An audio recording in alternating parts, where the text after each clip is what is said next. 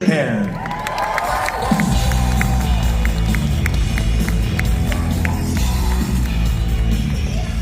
man, people of Hall H, it's so great to be here with you today. First game, first panel. Comic-Con 2024. This is a thrill for me to be back here hosting a Q&A, especially for something like Transformers. I was the perfect age when Transformers came on the scene. I was around 8 years old in 1984. School got out at 3 o'clock. Transformers started at 4, and it was like a ticking clock to get home, get off the bus, and get in front of that TV in time to watch it. And you've got a big day ahead. But let's kick it off with something really special, really fun. Characters I know you guys have all loved for a really long time, and a new movie that will truly surprise you. Let's hear it for Transformers 1.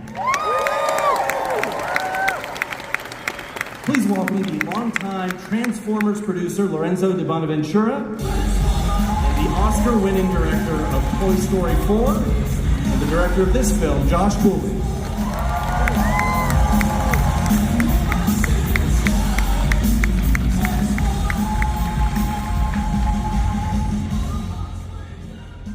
So guys, you heard me say, I've got a long relationship with these characters, but one of the things that I really love now that I'm a grown-up is that I get to share the Transformers with my kids. And, I was pushing on them for a long time, and it was a real joy one morning to be making a peanut butter and jelly sandwich before school for my son's lunch, and have him be like, hey, have you seen this trailer? And show me footage from Transformers 1. So tell me about telling an origin story, Lorenzo, but one that opens it up to a new generation of fans. Well, the origin story, first of all, is incredibly rich, and it's something that we thought about for a very long time because it is such a great story. If we tried to do this live action, it probably cost $500 million. So we were forced into animation, but the result is so spectacular in terms of somebody who's worked on every one of the movies. What has been tricky is, if you think about this in live action, every time a robot talks, it costs a lot of money. It's not in animation, you can have them really build out their characters. So one of the things I'm looking forward to hearing from everybody after they see the movie is, you're really gonna get to know the robots in a way that nothing has been able to do before. Not the TV show, partly because of our length, but also because it's all about them, there's no human characters. And Josh, let's hear it for no humans. Yes, damn you humans. And Josh brought out the heart in it, and so it's in many ways a similar experience to a Transformer movie that you're used to, and in a way it's completely different. And so I think everybody's gonna see the world in a different way now. And for me, I think for all of us, one of the hardest things about this movie was, Optimus and Megatron so well, but we're dealing with Orion Pax and D16. And Optimus and Megatron's personalities kept infiltrating Orion Pax too early in the story. So that was one of the hardest things, was going, no, these actually guys are different. Mm-hmm. And then, but still plant the seeds that get you to the characters that you love. Well, Josh, tell us about that.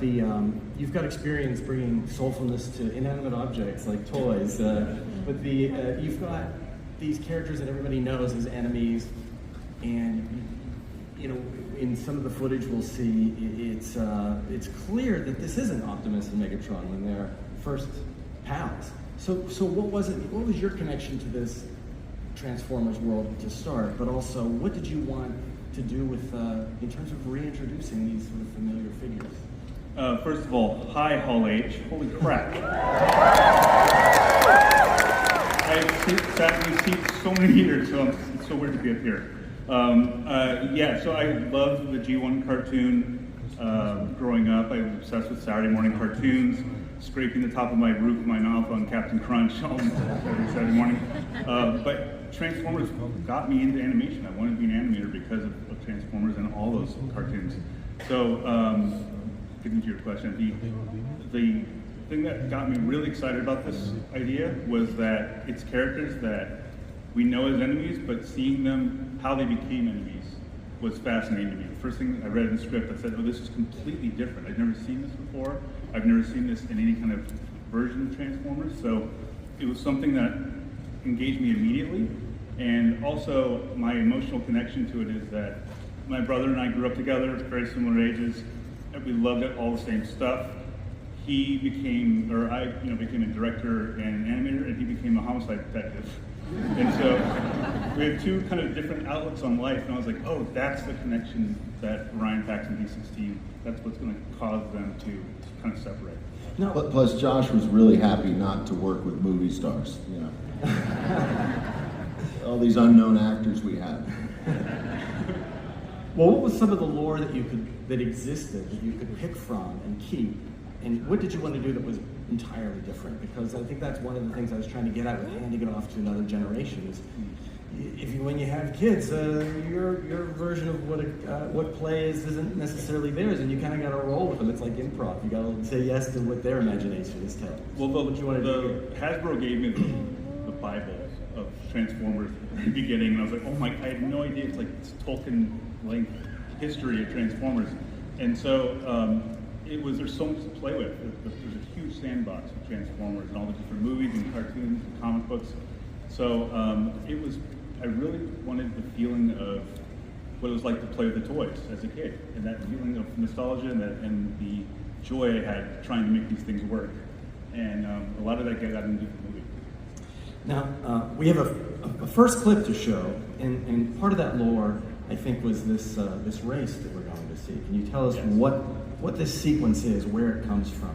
So at the beginning of the movie, we see the Icon 5000, which is like basically the Olympics on Cybertron. Mm-hmm. And because we're seeing Cybertron when everything's going great, we wanted to really show what the society looks like, what's fun on this planet. And so we have this race.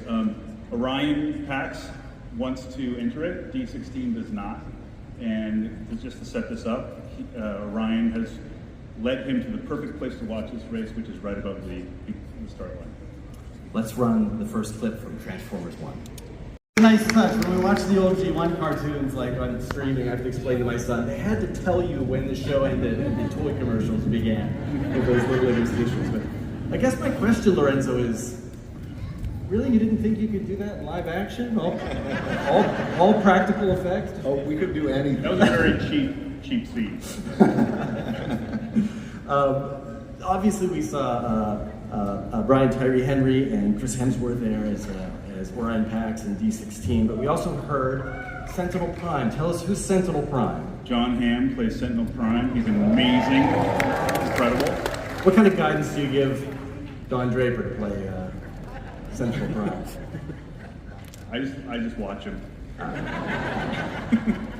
Oh, he's fantastic. I also heard Scarlett Johansson as Alita, and she sends her best wishes. She wishes she could be here today, but she's on the other side of the world being chased by dinosaurs. She's on vacation. She's not shooting. No. Let's bring out three of the actors who are here. Please welcome Keegan-Michael Key, who plays B127. Brian Tyree Henry, who is B16, later known as Megatron. And Chris Hemsworth as Peaceful Orion Pax. Moving Optimus Prime.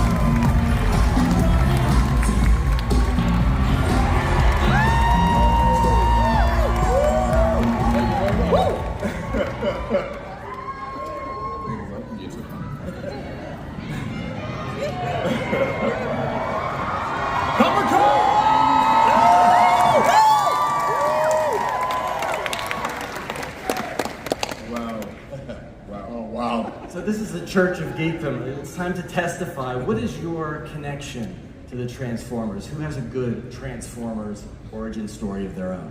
Anthony, my story is very much like yours. Coming home from school, pleading with my mother, like, please, can I will do the homework. I promise I will do the homework. Turn off the stove. Turn off the stoves. Let me please watch the show. And I absolutely love watching the show. I'm sorry, I gotta get this out of the way because this has been in my head for the last couple of days. Transformers, more than me, see. Now, okay, that's what I wanted. Now, what? Do you guys know this part? Autobots wage their battle to destroy the evil forces of the Decepticons. Right? You all really know this whole They know it, right? Oh, that's good. Okay, so now we know who's over 40. Right. Robots. I used to try. It's funny. There's a thing in the movie. There's a thing I do with my voice in the movie, and it's inspired by what I did earlier in my year because there was one Transformer named Soundwave. And Soundwave, right? And Soundwave has a voice that's different than everybody else's voice. It has that kind of robot voice. And I used to always try to make that robot voice. And so that's Very monotone. Yeah, like that monotone. That kind of like an actual robot voice. So yeah, I love Soundwave. Made him a little scarier because. Yeah, it made him more very ominous. Very ominous. Yeah. So Brian and Chris, how about you guys? What was your favorite of these characters when you were kids? You know, it's really funny. They asked me this the other day, and I was a fan of this very underrated Transformer named Ratchet. And I was like... It's the Doctor. Yeah, right. But also really curmudgeonly and mean, and I was like, is that where the term Ratchet came from? I was like, oh, it makes sense now. And that was the one I was the most fascinated by. But also, for some reason, when I was younger, my parents only got me villain toys. They saw something. I don't know how I truly feel about that. But yeah, I used to have Skeletor and but I had Megatron and I would always make them the hero. So because I always feel like villains don't always start that way. Like something happens, a turn of events happens, and they follow their righteousness to this place. So being able to actually be Megatron is like a dream come true, and to do it with these two, that was a big reason why I signed on, and Josh. So but I was a villain kid toy. That was I was the villain kid all the time. Yeah. Yeah, you should. Yeah. You should keep an eye on it. Chris, the lore around you is that you grew up in the outback in the wild, raised by animals. Yeah, you were pretty surprised when I said we have toys in Australia. Yeah. Not just weapons and dangerous animals. I had a few of the action figures and the robots and so on as a kid, and like most of us, I think, who have some sort of attachment or history to the Transformers, had played with them and recreated and created stories and little adventures in the backyard, and did our best to pull them apart and then try and reassemble them, which is quite challenging. We had very hard. We were tasked with that the other day, and we all failed actually. We couldn't reassemble any of them. But yeah, the sort of the reminder of the nostalgia around it was something that I still hold so dear to my heart, and there's such fond memories I have of what these films inspired, or the cartoons, the stories, what they represented, instilled sort of hope and justice, injustice, right, wrong, and all the sort of the subtle lessons as a kid that you're tuning into or picking up. But the sheer escapism too, and the fantasy of it, at any age, I find is just so captivating, and what is so brilliant about the world of Transformers. So it's certainly an honour to be a part of it. We saw a little bit. Let's hear for that. We saw a little bit of D16 and Orion's relationship in that clip. They get each other in trouble. They're obviously friends. They're brobots in a way. Oh wow! Right off the top. Trademark. Wow. Trying to avoid that term in making this movie. Did you really? Yeah. Sorry. And then I just drop it out there. But they're friends. They're not. There's no hint of any animosity. So tell me about how they start versus how your performance changes as it goes along. Well, Chris and I thought it was important for us to spend several months together to figure out what that friendship was. Yep. So, which was great. You got bunk beds. Yeah, we had bunk beds. Yeah, that was really great. A few sleepovers. The action figures. All of that. It was wonderful. I think that was.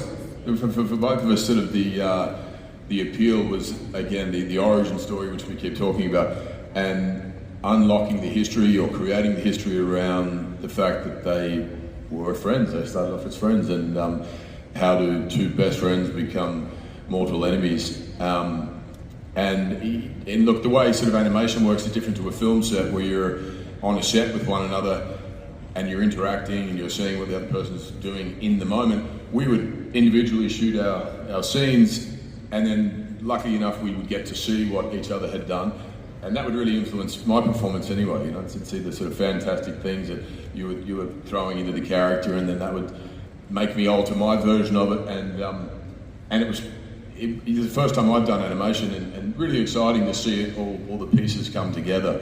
And I really sort of, you know, to Josh, what an incredible job to assemble those pieces, because you sort of hand it off and hope that it ends up in the right place. But we had a beautiful script, and it was a sort of a fun sort of relationship to work on. The performance itself changes, the way you voice these characters from the beginning to the end. Can you walk me through a little the evolution? Because they actually sound a lot alike at the beginning. The way they talk, they're like friends. If you meet people who've been friends for a long time, they kind of seem similar. They seem like brothers. When we started, we knew that we were starting, you know, at the very beginning of these young bots discovering each other, discovering a friendship. So we knew that there had to be a little bit more of a youthfulness, something very close to, I think, to who we are. And I know for me with D16, I wanted to make sure that you could hear kind of the precociousness, and you could hear that there was like levity, and that he, you know, once he teamed up with Orion, it was all bets off, like just the joy that came out of him, the camaraderie that came out of him, so that when you went on the journey and actually saw him turn, you could actually feel all of that. You could feel the weight. And I think that's just something that I like to do, especially in animation. I know when I did Spider-Man, I really wanted to make people feel, thank you. It's a little film, Spider-Man. But I wanted that. I always try to find the heart, right? Like no matter what, just because it's animation doesn't mean that these lives are any less important or that they don't have emotions or range. So I just wanted to make sure that the viewer always felt like they were brought into, you know, the trajectory that these characters are going through. So with D16, you know, we all know that he ultimately becomes Megatron, but I also wanted people to walk away feeling for him and understanding, like, oh, okay, we get it. We absolutely get that the world that he saw was very disillusioned, and like he wanted to just, I don't know, make things better in his mind. So I just wanted to show that kind of evolution of where he started, so that for once Megatron happened, you're like, oh, damn, you know, like, there's no turning back now. Well, I mean, it's a fantasy story, obviously, but there's something real in it.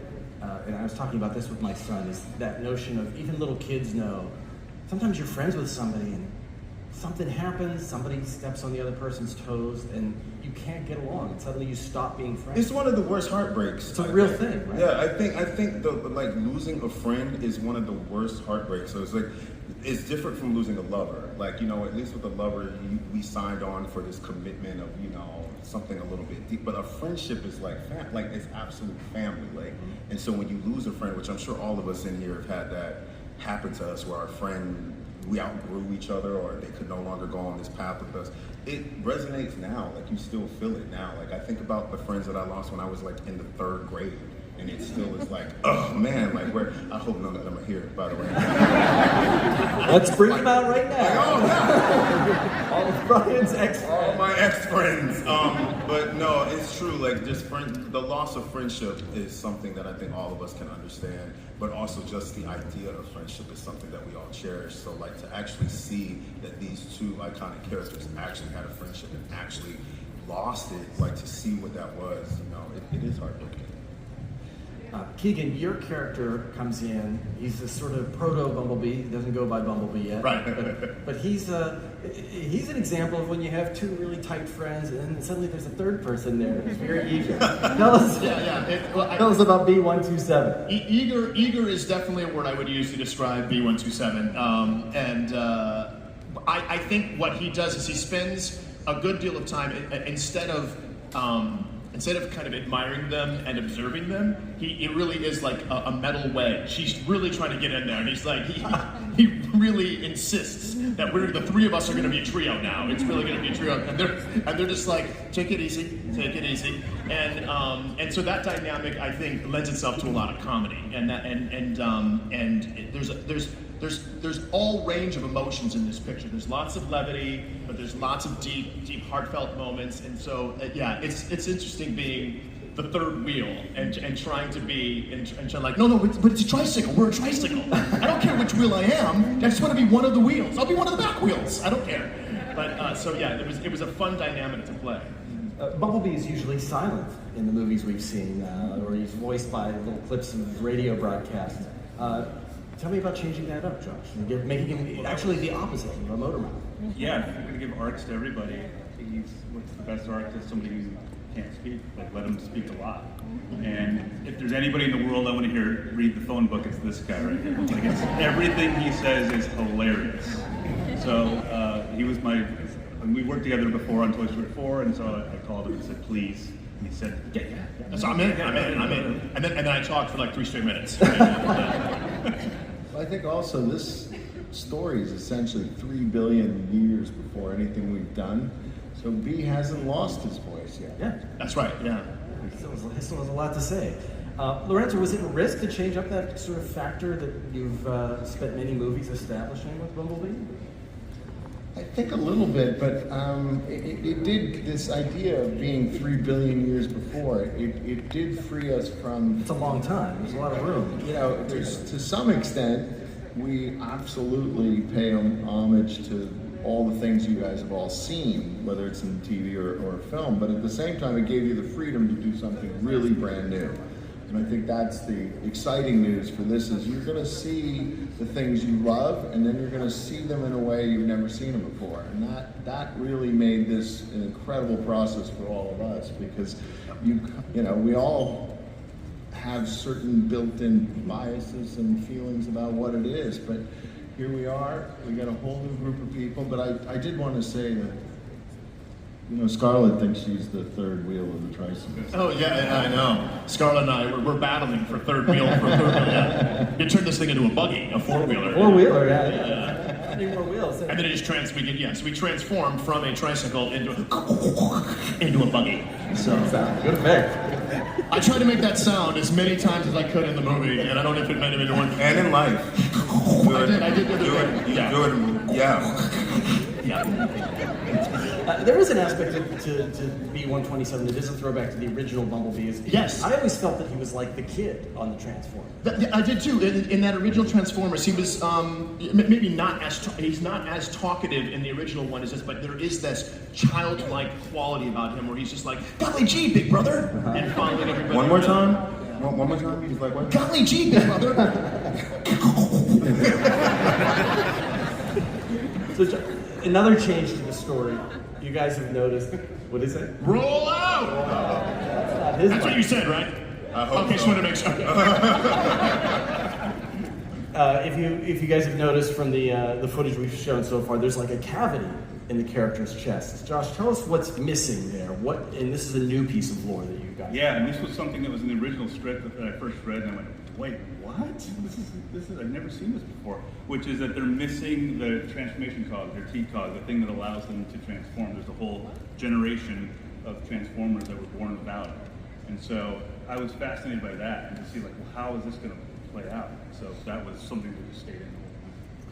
We have a clip for that. Let's watch it. Ooh. Do the sound. Wow.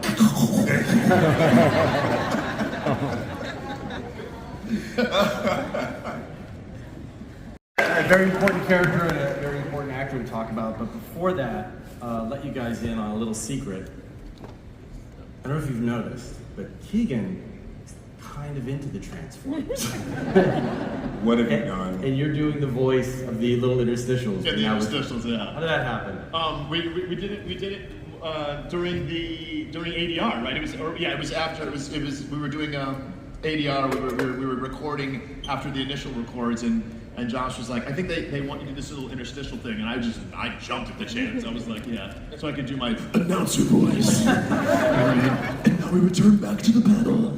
So anytime you get to do announcer voice, you know what I mean? Yeah, you gotta do that. Yeah, it was a dream come true. Yeah. So Josh, tell us about Alpha Trion. Lawrence frickin' Fishburne. It's Alpha Trion. He's obviously been through some things. He's not looking the yeah. best there, but tell us who this character is. A lot of people probably know who he is, some might not. He's one of the original primes that is, I don't want to say too much. Don't want to say really don't, but like an elder statesman of this world. Right? yes, and he sends them on, I'll just say working with him is phenomenal. Just absolutely phenomenal. And his voice is so powerful, as you can tell. This cast is insane. This entire cast is great. it's funny. He's a little bit, again, like Morpheus. He explains the world to us. He is kind of like an Obi-Wan. Yeah. Figure, yeah. Lorenzo has a history with him with The Matrix. Lorenzo was the executive who brought us The Matrix, so we can be grateful for that. Were you instrumental in bringing him into this? I was definitely the first one to reach out. We obviously had a conversation about it, and he was new. Like, it'd be great because that voice he has, you know, it's just so rich, and it carries command and wisdom. And Alpha Trine's a character who is sort of the keeper of wisdom. Exactly. And so he just fit the character. And, you know, when we were putting together our ideal list, he was the first one, and we were both like, Oh, and his voice is great because even just saying anything. Literally, like he could read the instructions off the cake mix. Right. So Sounds he's going like like, serious. and you hand me that bottle Wait. of water. He's like, yes, yes, Another new thing in this film is that Transformers were not, comedy was not always their forte. You know, other characters did that. But you have a very stoic figure like Orion Pax, later Optimus Prime, Megatron, same thing, very heavy dude. But I was thinking, like, that's kind of what Thor was too, wasn't it, Chris? Like a heavy guy. You see any parallels between the God of Thunder and playing comedy as Optimus Prime? Yeah, look, it was, firstly, just, you know, what Peter Cullen has done with the character is so incredible. Iconic, and the thing that, you know, is equally as inspiring is also terrifying when trying to play the character.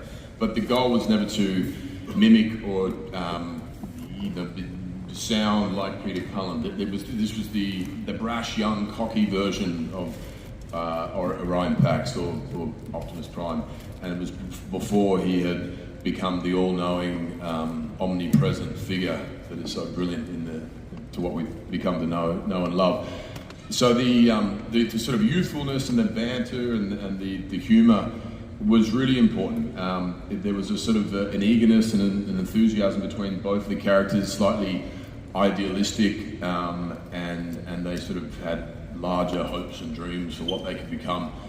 And that was, I found, also helped ground the story. You know, to sort of to begin the characters as we know them would have been, again, mimicking something would have felt too similar to what we've seen. So it felt it was an original sort of story there the first time I read the script, which I was incredibly excited about, and we had a lot of fun with it. But there's something about characters who are trying to be Yeah, their best. There is a little falling sort of- off a cliff, literally. Yeah. Something funny about that.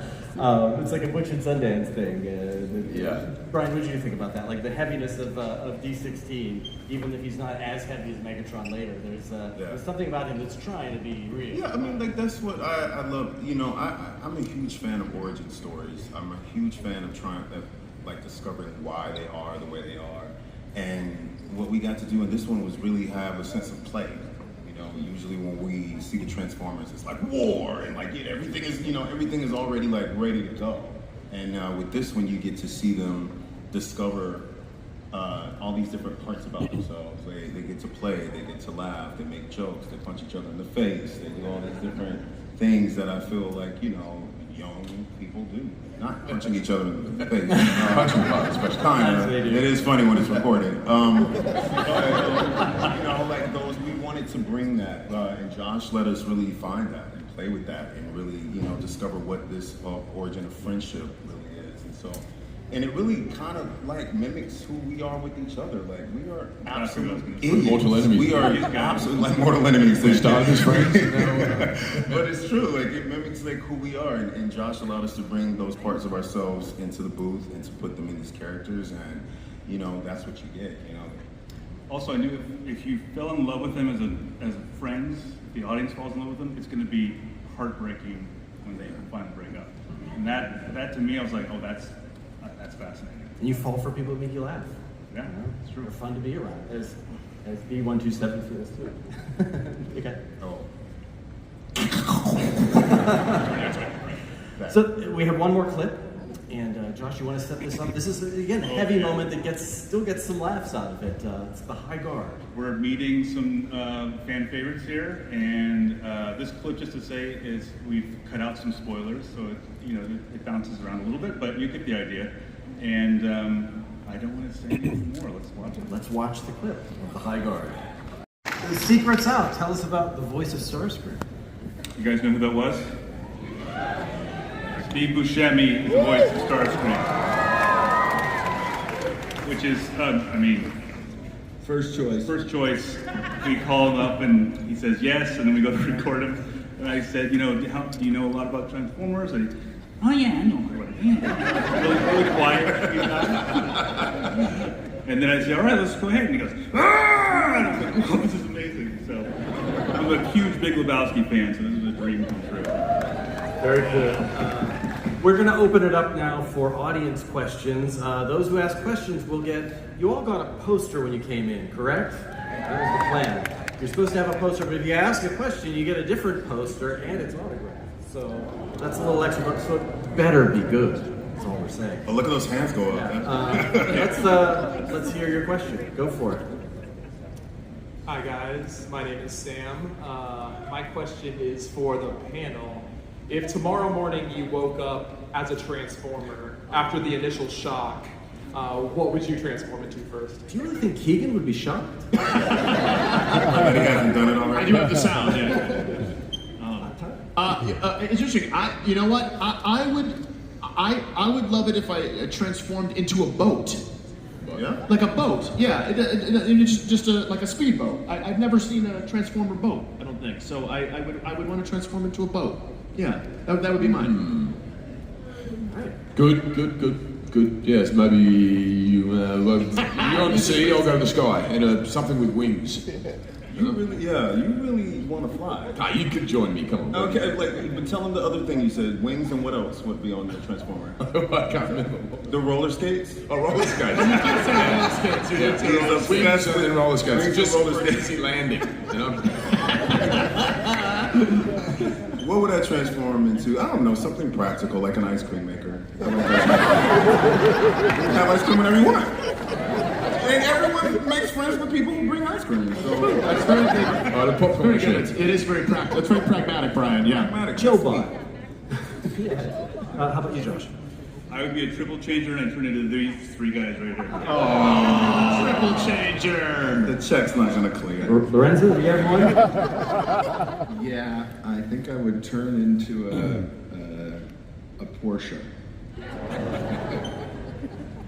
Stylish. When you get to drive one of those things, let me tell you, it changes your life. Let's hear the next question, please. Hello, everybody. For Chris Hemsworth, my question is, when training for voice acting and not live action, how do you change and maintain your training regime when preparing for your role as a voice actor? I want to know this so badly. How do I change my physical training or vocal training? So, Physical and vocal.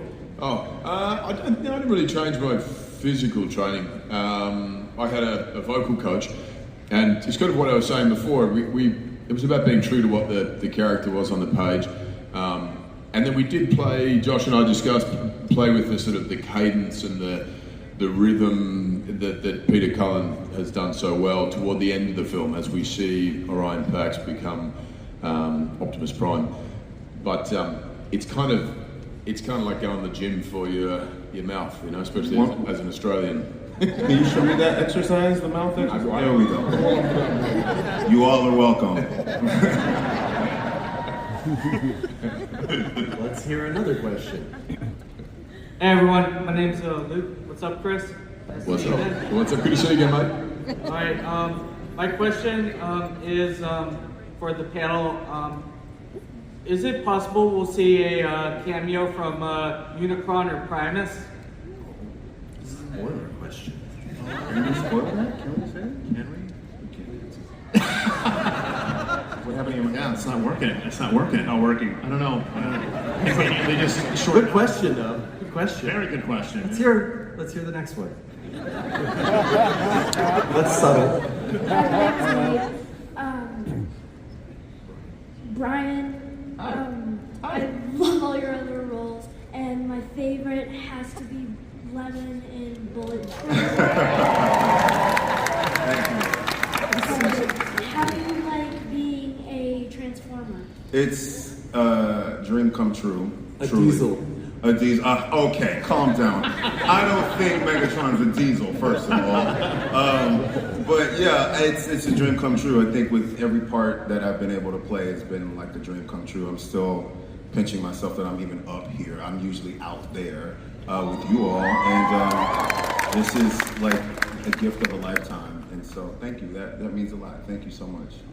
We'll take our last question here. Go right ahead. Keegan and I guess Chris. Brian. I guess. That is a phrase that has never been uttered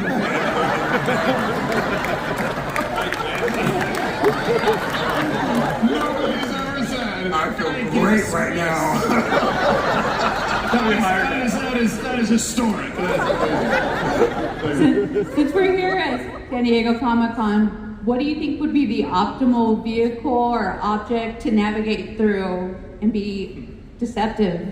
And be deceptive. Oh my God! I was Undercover, then, I guess. Yeah, undercover. Yeah, I mean, I guess a subway car, but there is no subway system here. But gosh, that is Definitely roller skates and wings. You and roller skates and wings? Gotta say. But besides that, if you really wanted to blend in, you'd be one of those light-up carts that people ride around. Yeah. You know? I want to. What are those little? You mean the? I'm just thinking about those little. You know those little carts that go around the streets that serve food. You know, If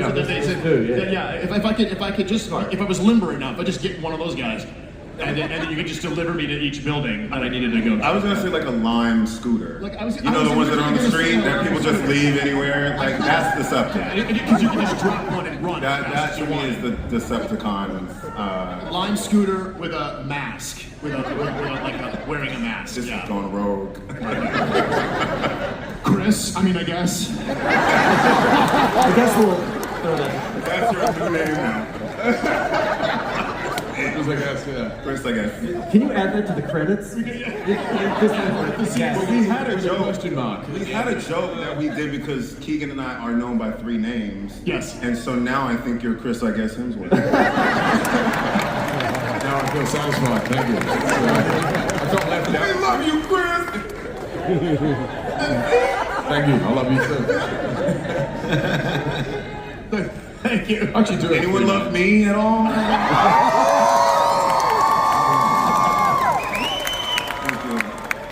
Thank you for taking the bait. Brian again. We're running short on time, but I can't resist letting this young man ask a question. Go ahead. I have 7? 7? Do all. Comic-Con people are going to be on the hook because they're on the panel. They better not. We need to hear all. That's it. Come on, man. Here. Hello. This question for everyone. What is your favorite Transformer? Favorite Transformer. All right. I said Soundwave, so I got mine. That's mine. Yeah. Definitely Ratchet. I'm sticking by that. It's a way of life at this point. Chris, I guess. I really like Bumblebee. I like Bumblebee. I do. Yeah, especially like what you've done with him too. You've given him greater sense of fun and enthusiasm.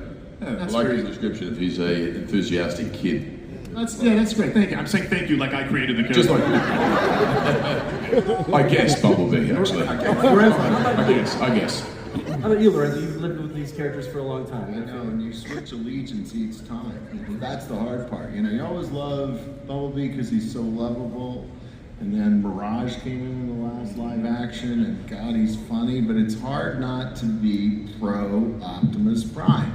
Classic. It's not hard to be anti-Optimus Prime either. You'll see. You guys just watch. Watch the movie. All right. So we have one last thing we're going to do here. You all will get something to take away with the posters. The questioners get their special autographed posters, but we have a special prize that we're going to raffle off. It's a one-of-a-kind prop. It's probably the key artifact in Transformers lore. Let's see it. Who knows what this is? Just shout it out. I'd love to hear it. Well, it's on the screen The now. Matrix. Oh, there it is. Giveaway. There it is. It is autographed by our lovely cast up here, and we're going to now throw up a number generator. Those tickets you got coming in, look at those now, and if your number comes up, do not rush the stage.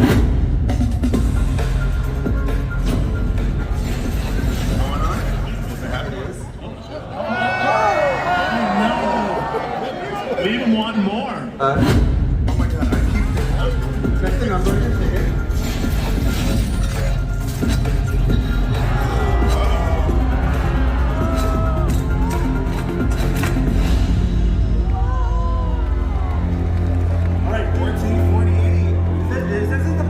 You don't have to come on down.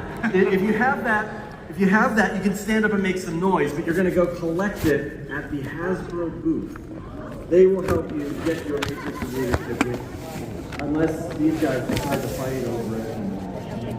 Now come up on stage. Where's the winner?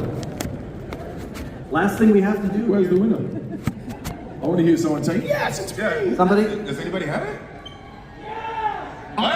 So you Is that real? Is that a real 1448? come and get it. Well, now they don't want to show themselves because they're going to get jumped. Now. Don't have somebody take their ticket. I get it. All right. We didn't have any chills. Sorry. We've got to wrap up. But I think we want to play the trailer, right? We're going to do that. Oh, The hits keep on coming. First ever that this has been seen anywhere in the world. Let's run it. What's on our Transformers? You got Everyone. We don't have time for that. So if our cast and filmmakers would gather here in the corner, if you want to be in the picture with them, we're going to bring up the house lights. Everybody, let's hear it for Transformers 1. Lorenzo, Josh, Keegan, Brian, and Chris, I guess.